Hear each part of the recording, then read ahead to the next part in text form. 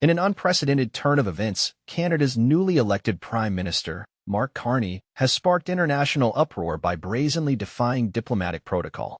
His victory speech marked a sharp departure from traditional Allied relations, signaling a seismic shift in the geopolitical landscape.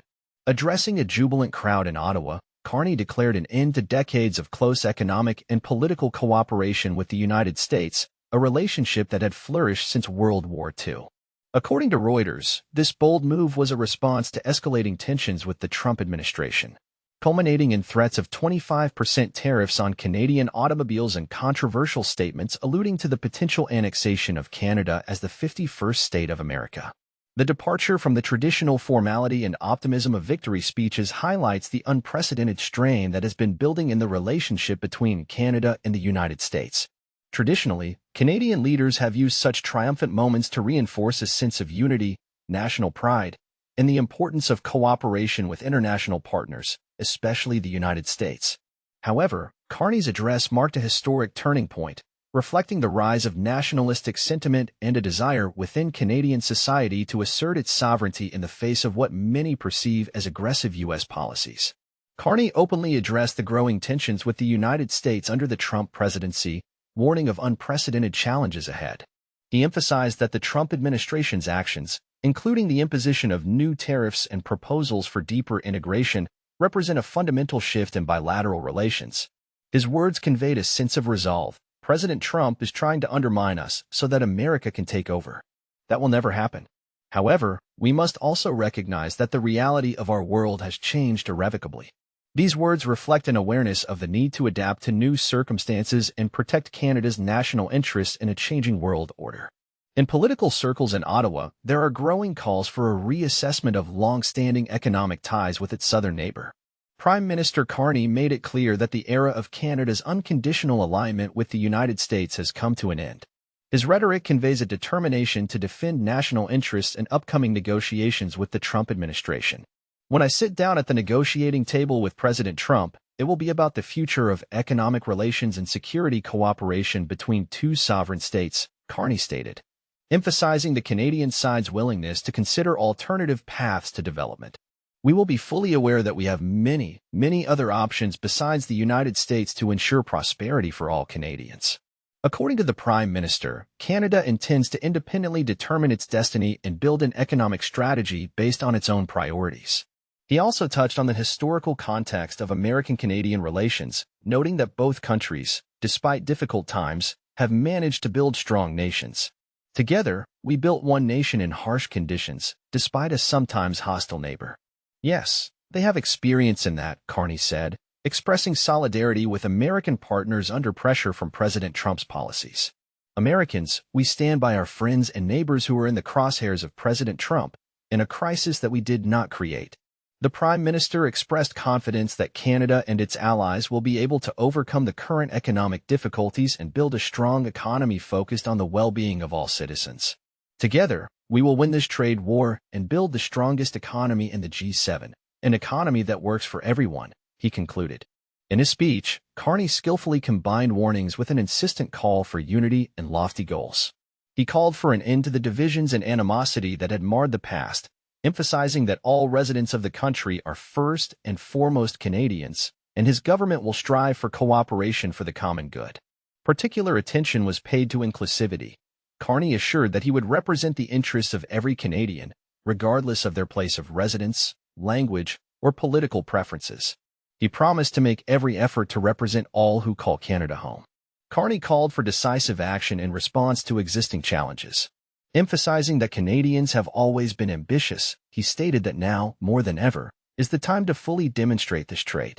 It is time to boldly face the crisis, joining forces and directing energy towards creation. We will build, and build, he declared.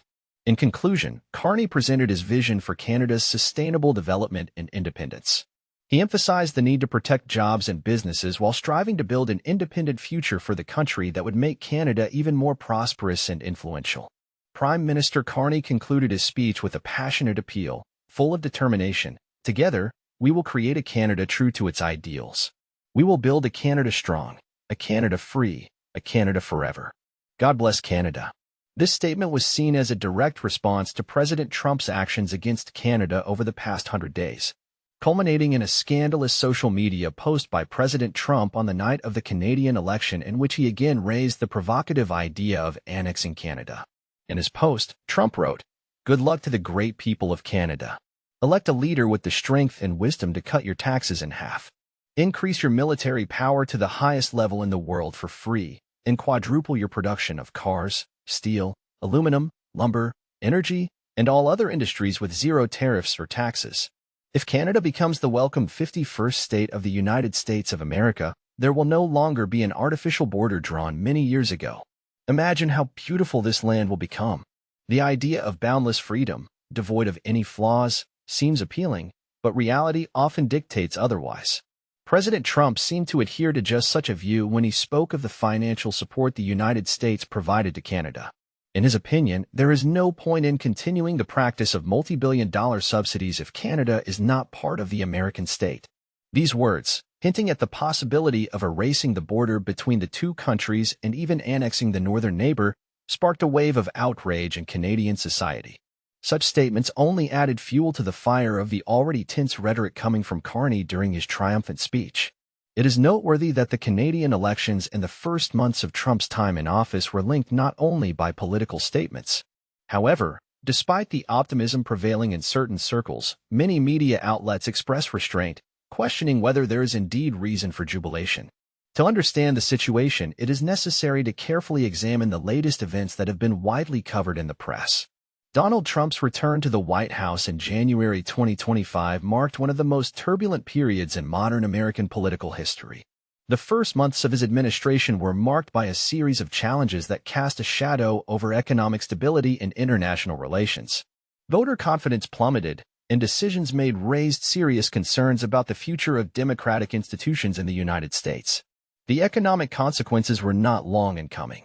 The S&P 500 stock index reacted with a 7.6% drop in the first 100 days, the worst start for the American market since the economic crisis of the 1970s. Particularly alarming was a 10% drop in just 2 trading days after the announcement of new tariffs, the sharpest weekly decline since the COVID-19 pandemic-induced crash in 2020. Investors also expressed increasing concern. According to the Financial Times, approximately $60 billion was withdrawn from U.S. stocks and dollar-denominated assets in March and April 2025. A significant portion of this amount was withdrawn by European companies fearing the increasingly protectionist trade policies of the new administration. The United States economy began to show signs of stagnation.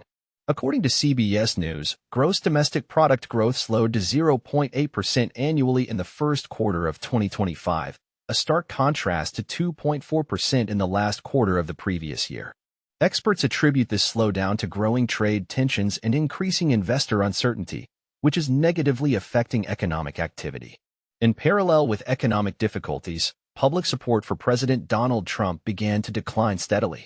Public opinion polls recorded a noticeable drop in his approval ratings in the first months of his second term.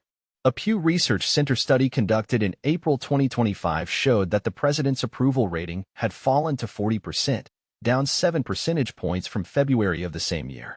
This was due to widespread public disapproval of key policy decisions, such as the aggressive imposition of trade tariffs and significant cuts in the federal budget.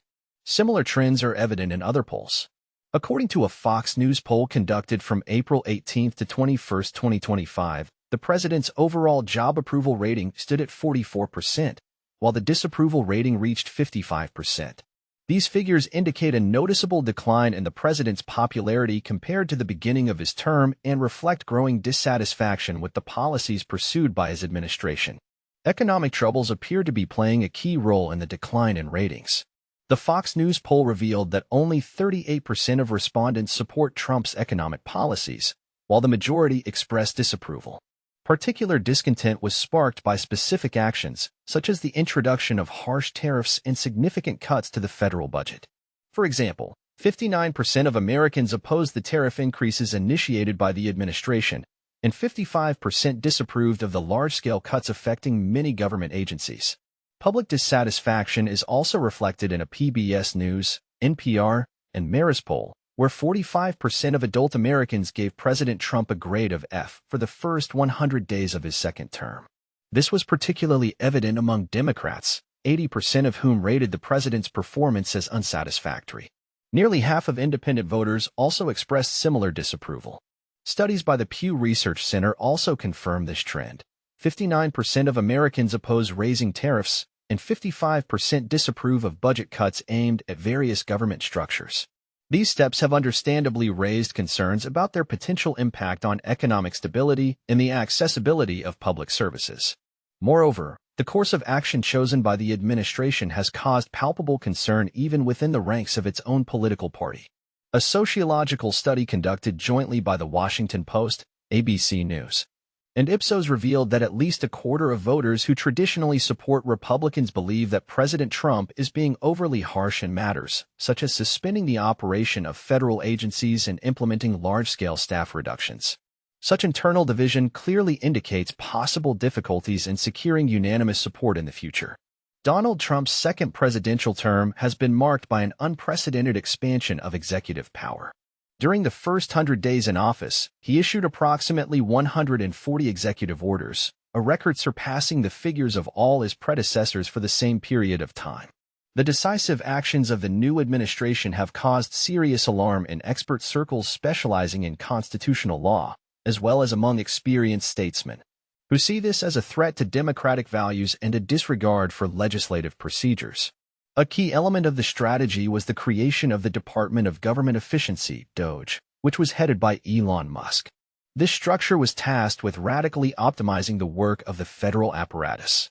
Soon after, large-scale staff reductions followed in various departments, including organizations such as the Peace Corps and American Ore, which significantly limited their capabilities. These steps sparked a wave of lawsuits from trade unions and local authorities, who claimed violations of constitutional principles and circumvention of congressional prerogatives. In addition to the negative impact on domestic programs, such a rapid reduction in staff has raised concerns about national security. According to some reports, DOGE employees gained access to classified networks related to nuclear weapons without the necessary clearance. This fact highlighted the potential risks associated with such rapid and large-scale personnel changes. Public opinion is divided in its assessment of what is happening. Along with those who express support for measures to optimize government spending, there is criticism pointing to a lack of transparency and potential risks to key social institutions. Against the backdrop of these contradictions, there is a decline in the public popularity of Elon Musk, as evidenced by poll data reflecting a noticeable drop in his support ratings. President Donald Trump's foreign policy course in 2025 was marked by serious upheavals in the field of world trade and diplomacy. The initiative to introduce harsh tariffs on goods from China, Canada, and Mexico provoked retaliatory steps that destabilized global markets. The stock market crash in 2025, resulting from these tariff wars, led to a 7.6% drop in the S&P 500, the worst start to the year for American markets in the last half-century. In the diplomatic arena, Trump's decision to withdraw the United States from the World Health Organization and the Paris Agreement on climate change led to America's isolation from its traditional allies. These steps sparked a wave of criticism from the international community, prompting European and Asian countries to reconsider their defense and economic strategies in the face of a new geopolitical reality. This episode was followed by a deterioration of already strained relations with Denmark. Donald Trump revisited the extravagant idea of acquiring Greenland, causing an outcry. The head of Greenland's government, Jens Frederik Nielsen, expressed his opinion on the United States' disrespectful attitude towards the territory, to which Denmark immediately reaffirmed its unbreakable connection with Greenland, rejecting any external encroachments. Relations within NATO suffered no less damage. Trump's incessant criticism of the financial obligations of allied countries in the defense sphere undermined the foundations of the transatlantic alliance. By expressing doubts about his willingness to defend those NATO members who do not meet the established spending targets, Trump pushed European states to increase defense budgets and strive for greater military independence. Trump's immigration policy was marked by a sharp tightening of measures. His administration launched a campaign of mass deportations, often carried out in violation of procedural norms, and actively promoted legislative initiatives aimed at repealing birthright citizenship, as reported by the Associated Press. These actions sparked a barrage of lawsuits and became the subject of fierce litigation. Donald Trump's excessive infatuation with executive orders and his attacks on the judicial system have raised serious concerns among political scientists and historians. Analysts at the Associated Press emphasize that critics see this as a dangerous trend towards undermining democratic norms and a worrying slide towards authoritarianism. The first 100 days of a hypothetical second Trump term would be marked by market instability, growing public discontent, authoritarian methods of governance, the collapse of international relations, and serious constitutional challenges. In these circumstances, the country will face an acute and fateful task. Will it be able to restore economic confidence, repair shattered international alliances, and protect its democratic foundations in an era of presidential leadership marked by chaos and disarray?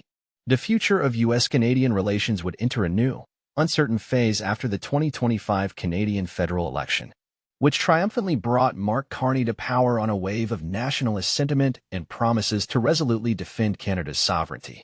Observers from leading global publications such as the Financial Times, The Guardian, and The Economist are sounding the alarm.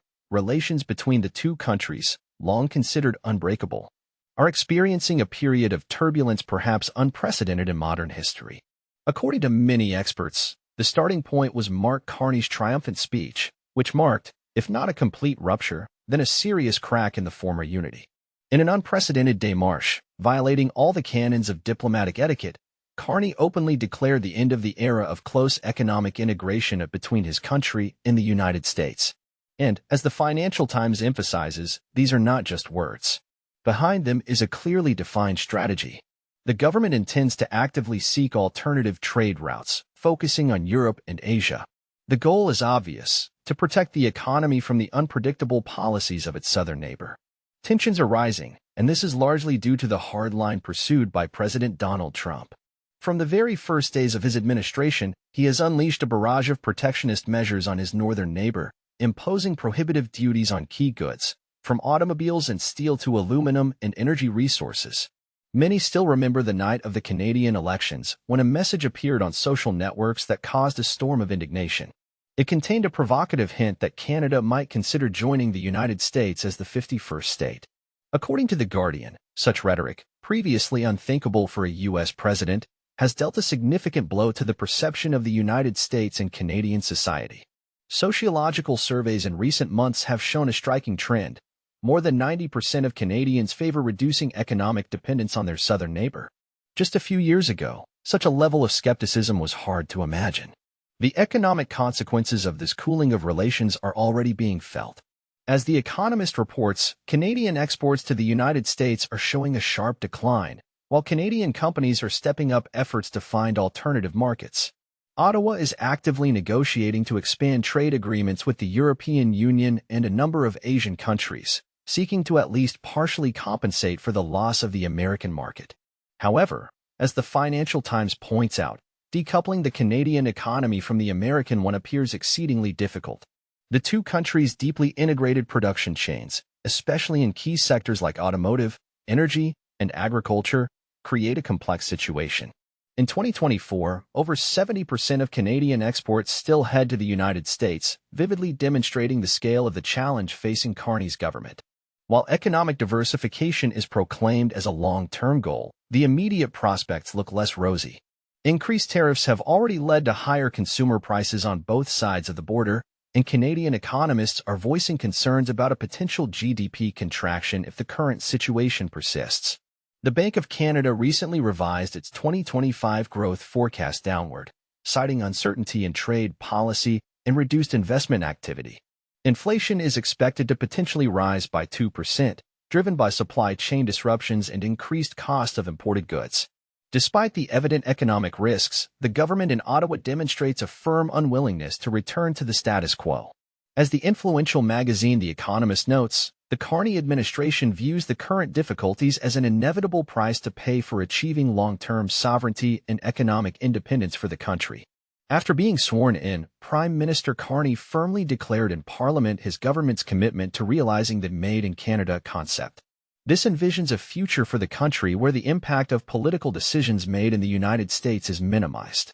Even during periods of economic instability, security cooperation between the two countries has always remained a reliable stabilizing factor. However, lately, certain complications have arisen here as well. Despite continued engagement within NORAD in the implementation of joint defense projects, Canadian authorities are reportedly reassessing future military procurement strategies. In particular, European alternatives to American military equipment are being considered. As The Guardian notes, a complete break in security cooperation is unlikely, but the tone of cooperation is becoming noticeably cooler. Most analysts agree that relations between the U.S. and Canada are unlikely to return to their previous level in the near future. The Financial Times emphasizes that, despite objective factors such as geographical location, trade ties, and shared security interests that continue to bind the two countries, the trust and understanding that formed the basis of their relationship have been seriously undermined. The Economist predicts that Canada will accelerate its strategic drift if the current political course and trade policies of the United States persist. This shift could fundamentally reorient the northern neighbor's economy, steering it away from a North American focus towards global integration. The future of U.S.-Canadian relations, according to analysts, directly depends on the ability of both countries to find a new equilibrium. This equilibrium must consider Canada's desire for greater independence while maintaining the deep economic and cultural ties that have shaped their partnership for many years. In the absence of a reevaluation of the relationship based on mutual respect and shared interests, there is a serious risk of moving away from a close friendship towards a colder and more pragmatic relationship based solely on transactions. This concludes the overview. Thank you for your attention. Your participation and interest in the information presented are greatly appreciated. If you found this material helpful or inspiring, please be sure to show your support by liking and subscribing to the channel to stay updated on new publications. Audience appreciation is the highest reward for content creators. As a token of gratitude for viewers' attention, they are invited to explore other materials on the channel, with a link conveniently placed on the screen.